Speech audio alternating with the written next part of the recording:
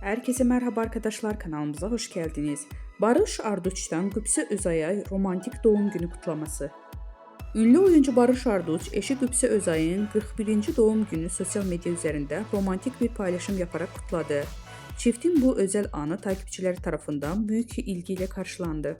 Barış Arduç ve Qübsə Özay 2014-cü yılında Dilha adlı film setində tanışarak aşk yaşamaya başlamışdılar.